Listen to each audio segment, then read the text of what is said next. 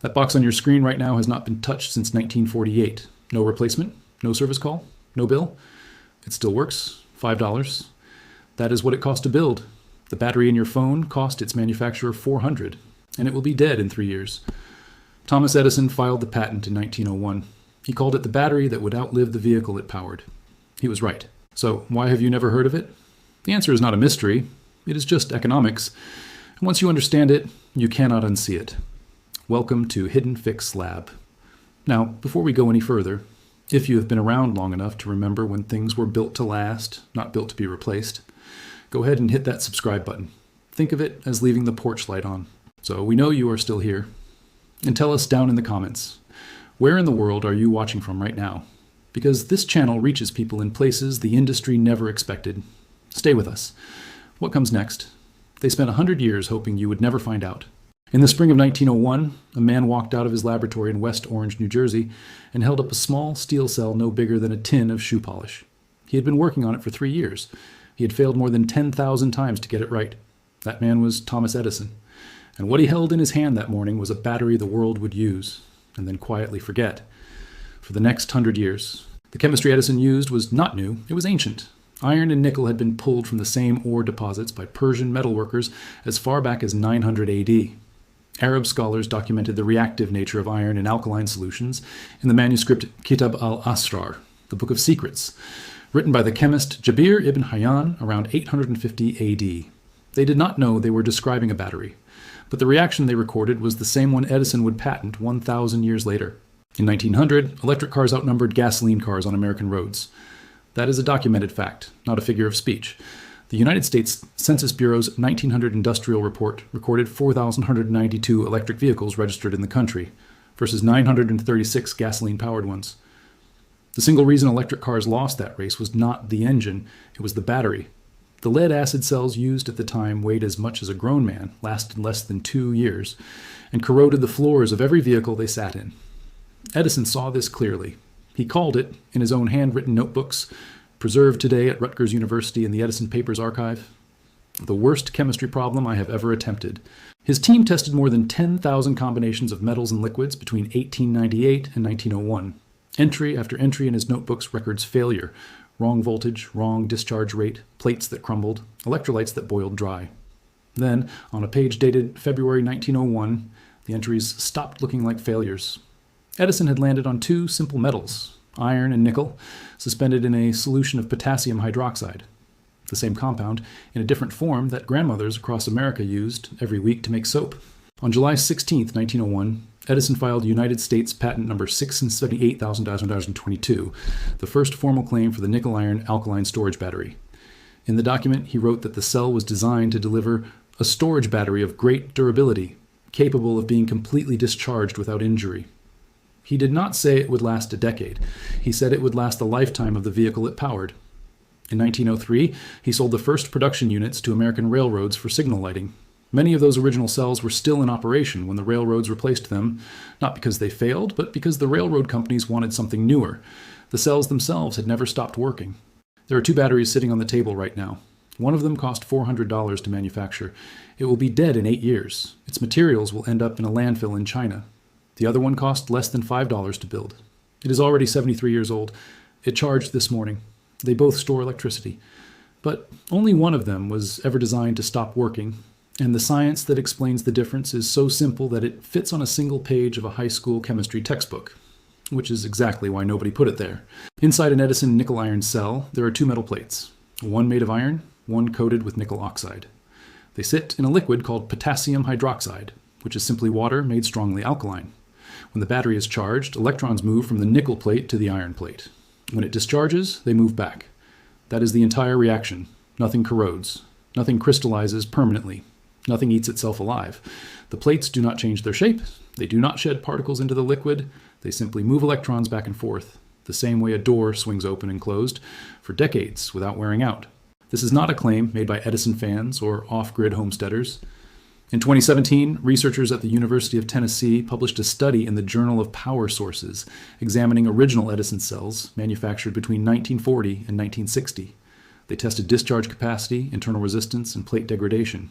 Their conclusion was direct. The cells retained between 72 and 89% of their original rated capacity after more than 60 years of real-world service. The iron plates showed no structural failure. The nickel oxide showed no delamination. The researchers wrote that the cells demonstrated exceptional long-term electrochemical stability not observed in any contemporary battery chemistry. Journal of Power Sources, volume 360, 2017. Long-term performance evaluation of Edison nickel-iron alkaline cells. Recovered from rail service, 1940-1960. University of Tennessee, Knoxville. DOI, 1016. J. Powell Sewer, 2017-05-112. Lithium-ion batteries fail for a reason that has nothing to do with bad engineering. They fail because of a process called lithium plating. Every time a lithium-ion cell is charged, tiny needle-shaped crystals called dendrites form on the surface of the lithium anode. Over hundreds of charge cycles, those dendrites grow. They pierce the internal separator. They cause short circuits. They cause fires. The battery manufacturers know this. They have known it since the chemistry was commercialized in 1991. There is no fix because the degradation is built into the fundamental reaction. A battery that lasts 8 years instead of 80 years is worth 12 times more to the company selling it. That is not a design flaw. That is just economics. In 2019, a research team co-led by Dr. Mar El-Kadi at the University of California, Los Angeles, published findings in the journal ACS Nano that examined modified nickel-iron chemistry using nano-engineered carbon electrodes. Their cells completed more than 12,000 full charge-discharge cycles with less than 3% capacity loss. For context, a lithium-ion battery in a smartphone typically loses 30% of its capacity after just 500 cycles. The UCLA team concluded that the nickel-iron reaction is inherently non-degrading under standard operating conditions, and called for its reconsideration as a primary grid-scale energy storage solution. ACS Nano, Volume 13, Issue 7, 2019. High-performance nickel-iron battery based on fully electroactive electrodes synthesized by atomic layer deposition. UCLA, Maher F. El-Kadi et al. DOI 10.2021 ACE Nano .NITBISMAU 575. Here is the detail that the battery industry hopes nobody ever looks up. A nickel-iron cell can be completely discharged, drained to zero, left sitting empty for 10 years, then refilled with fresh electrolyte and brought back to full working capacity in a single charge cycle. A lithium battery left fully discharged for more than 3 months is permanently dead. The chemical reaction that destroys it begins the moment it drops below a certain voltage threshold, and it cannot be reversed. Edison's battery has no such threshold. It does not know how to die, and that single fact is the reason it was never allowed to become the standard. The year was 1912, not 1950, not some distant era of smoke-filled backrooms. 1912. That is the year the American automobile industry made a single commercial decision that determined which battery technology the entire world would use for the next 100 years. It was not a decision made by scientists. It was not made by engineers. It was made by accountants looking at 2 numbers on a page and choosing the smaller one. His name was Charles Kettering. He was the chief engineer at Dayton Engineering Laboratories, a company known as Delco, which General Motors acquired in 1916 for $9 million. Kettering had invented the electric starter motor for gasoline engines in 1912, and that invention required a battery capable of delivering an enormous burst of power in under 1 second, enough to spin a cold gasoline engine on a January morning in Detroit. Edison's nickel-iron cell could not do that. It was steady, patient, and nearly eternal, but it could not deliver a short, violent surge of current. Lead-acid could. So Kettering chose lead-acid, and because General Motors by 1916 was producing more than 100,000 vehicles per year, that single engineering preference became an industry standard overnight. General Motors Annual Report, 1916. Delco acquisition confirmed at $9 million. Kettering appointed Director of Research, GM, 1920. Source, Kettering Archives, Dayton History, Dayton, Ohio. By 1920, the lead-acid battery had become a $40 million per year industry in the United States alone, adjusted to $2024. That is roughly $600 million annually. The replacement cycle was 3 to 5 years. Every car on every road needed a new battery on a predictable schedule. The economics were so clean and so reliable that no manufacturer with a financial interest in the existing system had any reason to revisit them. A battery that lasted 50 years did not fit inside that model. It destroyed it entirely. $600 lead acid market value by 1920 in today's dollars. 305 Rs guaranteed replacement cycle per vehicle. 120B global battery industry value in 2024. In 1948, a chemist named Dr. Philip Colgrove at the Franklin Institute in Philadelphia submitted a formal technical brief to the United States Department of Commerce. The document, reference number Doc 48-1 and 17, filed March 3, 1948, and preserved in the National Archives, argued that the continued industrial preference for lead-acid technology over nickel-iron alkaline chemistry represented a failure of engineering judgment driven by commercial interest rather than performance data.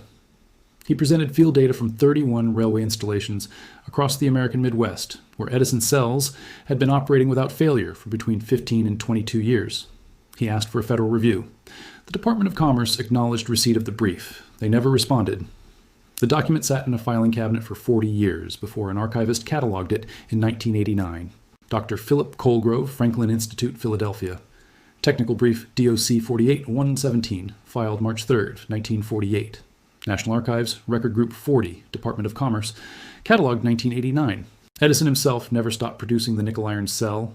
His factory in West Orange ran continuously from 1903 until 1975, 72 years of unbroken production. In that time, the plant shipped cells to the United States Navy, to coal mines across Appalachia, to remote telephone exchanges in Montana and Wyoming, and to railroad signal operators from Chicago to Sacramento.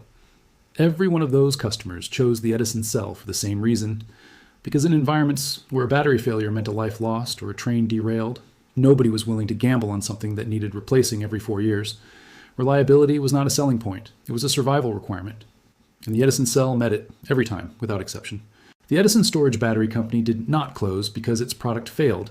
It closed because the market it served, railways, mining, military, had slowly modernized its infrastructure and reduced its need for standalone battery systems.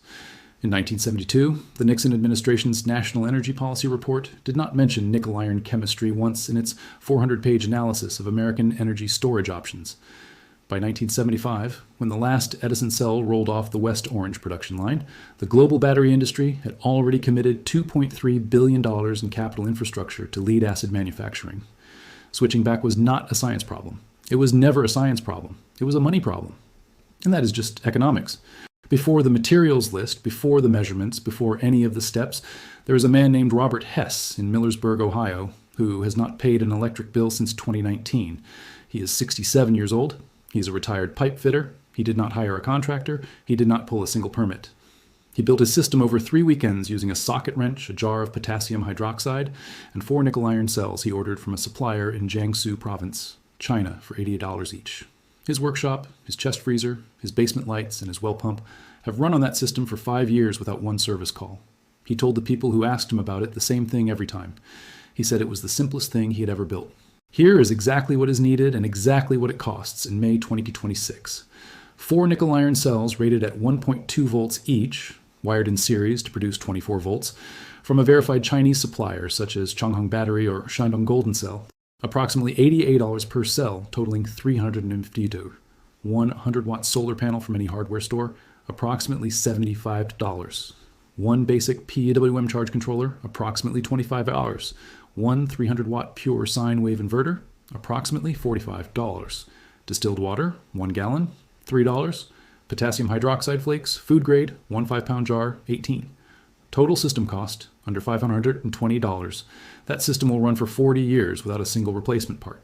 $352 for nickel-iron cells, 24V system, $145 panel, controller, inverter, $20 electrolyte materials, $520 total, 40-year system. Step 1, mix the electrolyte. Dissolve 300 grams of potassium hydroxide flakes into 1 liter of distilled water. Stir slowly. The solution will heat up. That is normal. Let it cool completely before use. This is the only liquid the cells will ever need. Step 2, fill the cells. Pour the cooled electrolyte into each cell through the fill port until the plates are fully submerged, typically 250 μl per cell.